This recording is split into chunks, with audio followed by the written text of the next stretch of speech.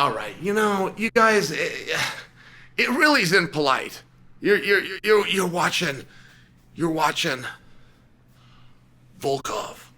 You're making fun of him because he's got this hairdo. You don't know why he has that hairdo.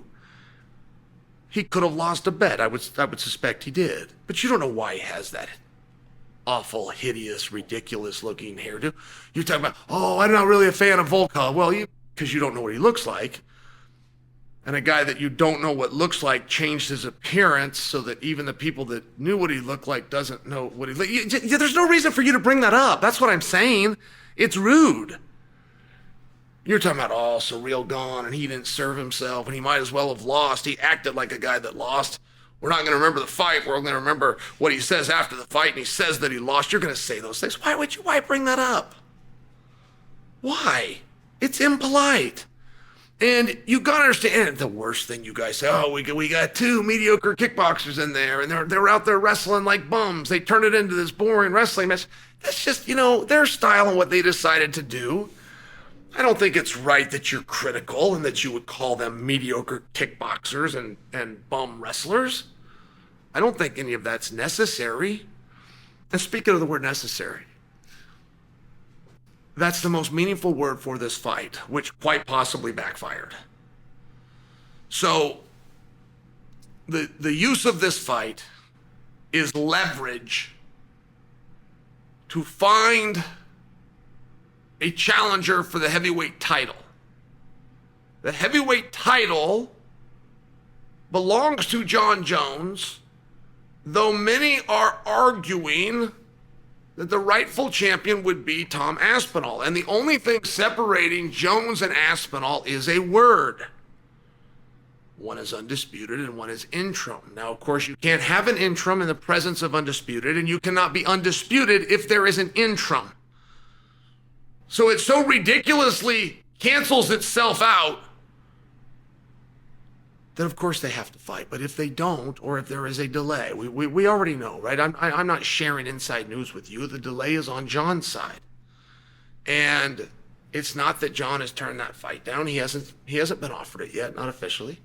So we can't actually say that Jon turned it down. Jon did a little bit of negotiating through the media, and he did make it sound as though he wasn't as eager. Tom is eager, ready, does not need anything, just needs a date and a venue. So the play with Ciryl and the guy, who did Ciryl fight tonight? Oh, she yells, I don't know. I guess it doesn't really matter. Ciryl won that fight according to really bad judging. Ciryl and Tom works. Now, not because of tonight. Tonight, they just beat. But that story does work. And maybe that story needs to be told by me. But Ciryl did a very rude thing to Tom. And it did get Tom feelers up. Tom told me he can go F himself. You're not going to fight me now. Now that I got the belt, you want to fight me? I wanted to fight you before I had the belt. You burned me. And he did. That was a very rude thing that Ciryl did to Tom. I'm not certain it was on purpose. I'm not certain that Ciryl knows what time it is. I'm not certain Ciryl understands what we're doing over here. And I find myself, when I'm talking about Ciryl, very critical. But he's handsome. He's strong. He's successful. He's making a bunch of money. He can handle me being tough on him. But it is very true that Ciryl is the most likely guy to go on GQ magazine in that entire division and does not understand we're trying to do things over here that he is not helping us to do. Such as Aspinall laying out a plan, sitting in the front row after he had to travel across the country, leaving his family to see his plan through, and Ciryl leaving him hanging.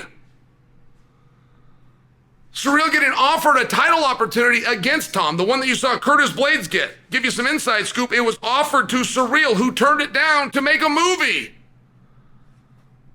that nobody is going to go watch. I'm not talking about he was making a movie with Will Smith. He made a movie in some country with 20 syllables in it for a pay rate of likely 20 grand, missing an opportunity to fight for a title in the sport that he says that he loves. I mean, not for nothing.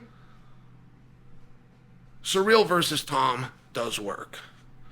And we might have found a number one contender. If we're looking for a number one contender for our interim championship, which is where the leverage comes in, which is where the play comes in, which is where it becomes relevant, which I guess is why I'm speaking about it in the first place. One guy I can't find myself the ability to say nice words about, and the other guy had cornrows.